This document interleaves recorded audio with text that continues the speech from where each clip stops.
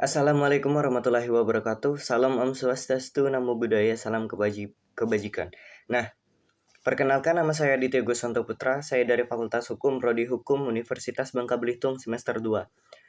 Di sini saya akan menjelaskan mata kuliah dari Hukum Internasional, yaitu tentang perbedaan antara Pengadilan Kriminal Internasional atau yang biasa kita sebut sebagai ICC dan juga Mahkamah Internasional.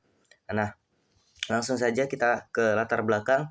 Nah, latar belakang dan pendirian dari Pengadilan Kriminal Internasional atau ICC yaitu dibentuk berdasarkan Statuta Roma yang diadopsi pada tanggal 17 Juli 1998 dan mulai berlaku pada 1 Juli 2002 setelah diratifikasi oleh 60 negara.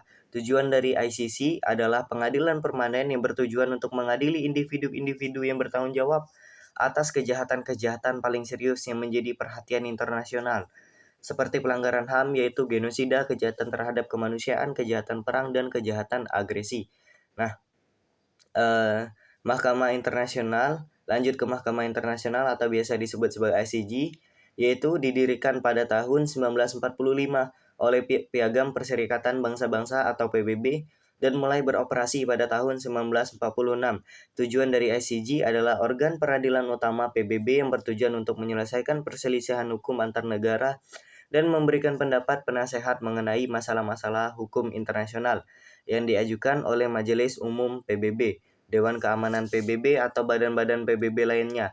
Nah, secara yuridiksi, ICC memiliki subjek yuridiksi atas individu, bukan negara. Ini berarti bahwa ICC mengadili orang-orang yang bertanggung jawab secara individu atas kejahatan-kejahatan yang telah ia lakukan. Sedangkan yuridiksi substansifnya, ICC mengadili kejahatan-kejahatan serius seperti genosida, kejahatan terhadap kemanusiaan, kejahatan perang, dan kejahatan agresi. Nah, selanjutnya ada yuridiksi temporal. ICC hanya memiliki yuridiksi atas kejahatan yang dilakukan setelah Statuta Roma dimulai yang berlaku pada 1 Juli 2002. Sedangkan yuridiksi geografis terbatas pada negara-negara yang telah meratifikasi saja Statuta Roma atau jika Dewan Keamanan PBB merujuk suatu kasus ke ICC. Nah, sedangkan ICJ memiliki subjek yuridiksi mengadili perselisihan antara negara bukan individu. Ini berarti bahwa hanya negara-negara saja yang menjadi pihak dalam kasus ICJ ataupun subjeknya. Nah, sedangkan yuridiksi substansifnya adalah ICJ memiliki yuridiksi menyelesaikan perselisihan hukum yang diajukan oleh negara-negara dan memberikan pendapat tentang penasehat tentang pertanyaan-pertanyaan hukum internasional yang diajukan oleh badan-badan PBB. Nah, selanjutnya yuridiksi temporal dari ICJ yaitu tidak ada batasan temporal yang spesifik, tetapi yuridiksi didasarkan pada kesepakatan negara-negara yang terlibat dalam perselisihan. Nah, yuridiksi geografis ICJ meliputi semua negara anggota PBB, karena anggota PBB secara otomatis mengakui yuridiksi ICJ. Fungsi dan proses hukum dari ICC yaitu investigasi dan penuntutan. Jaksa dapat melakukan penyidikan berdasarkan informasi yang diterima dari negara-negara anggota Dewan Keamanan PBB atau atas inisiatifnya sendiri yang disebut sebagai proprio mutuo, dan pra-peradilan tahap yang melibatkan konfirmasi dakwaan oleh hakim pra-peradilan berdasarkan bukti yang diajukan oleh jaksa penuntut. Nah, persidangan diadakan di hadapan hakim pengadilan di mana bukti dan argumen yang disajikan oleh jaksa penuntut dan pembela. Selanjutnya dilakukan banding, yaitu pihak-pihak yang terlibat dapat mengajukan banding atas keputusan atau hukuman divisi ke banding.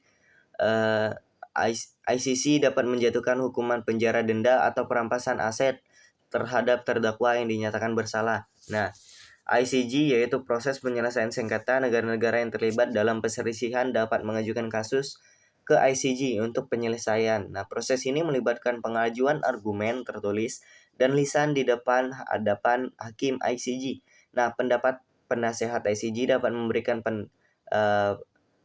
penasehat mengenai pertanyaan-pertanyaan hukum internasional yang diajukan oleh Majelis Umum, Dewan Keamanan, atau badan-badan PBB lainnya. Pendapat ini tidak mengikat secara hukum, tapi memiliki otoritas moral yang signifikan.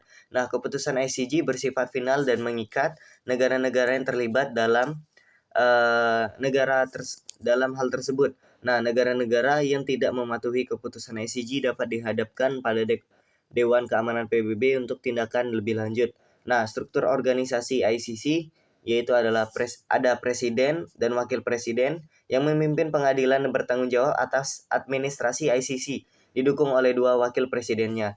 Nah, ada jaksa penuntut yaitu bertanggung jawab untuk melakukan penyidikan dan penuntutan atas kejahatan dalam yurisdiksi ICC. Nah, ada divisi yudisial, yaitu divisi ini terdiri dari 3 bagian utama, yaitu pra pengadilan, pengadilan, dan banding. Nah, selanjutnya ada sekretariat, yaitu menyediakan dukungan administrasi dan manajemen untuk ICC itu sendiri. Nah, selanjutnya kita ke ICJ, yaitu ada hakim.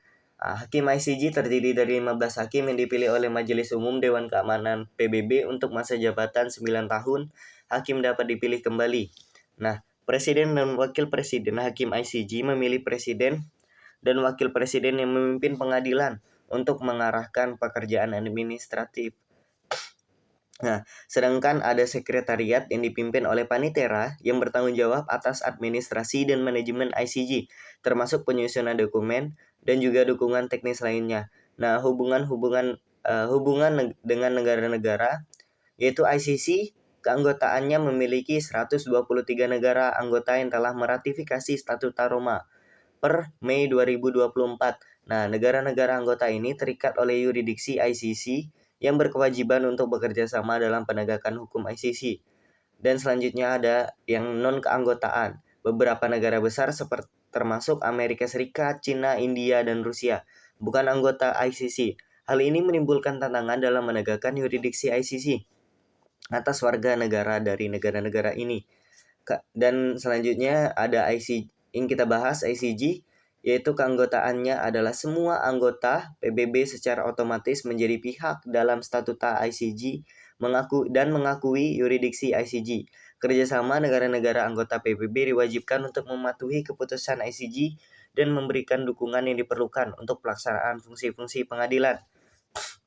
Nah, untuk kritik dan tantangan ICC, yaitu adalah bias dan selektivitas. ICC sering dikritik karena diduga menargetkan negara-negara Afrika secara tidak profesional, meskipun kejahatan serupa terjadi di tempat lain. Nah, kedaulatan negara, yaitu beberapa negara menolak yurisdiksi ICC dengan alasan pelanggaran kedaulatan dan hak untuk menangani masalah kejahatan serius secara domestik. Nah, efektivitas dan sumber daya ICC menghadapi tantangan dalam sumber daya. Proses hukum seringkali panjang dan mahal. Nah, sedangkan ICJ yaitu kepatuhan. Meskipun keputusan ICJ bersifat mengikat, tidak ada mekanisme penegakan secara langsung, dan kepatuhan terhadap keputusan seringkali bergantung pada kemauan politik negara-negara yang terlibat yang berdasarkan otoritas moral. Lebih mengandalkan otoritas moral daripada kekuatan eksekutif untuk memastikan kepatuhan terhadap keputusannya. Nah, kesimpulannya, Pengadilan Kriminal ICC Internasional, Kriminal Internasional ICC dan Internasional dan Mahkamah adalah 2 lembaga peradilan internasional yang memainkan peran penting dalam sistem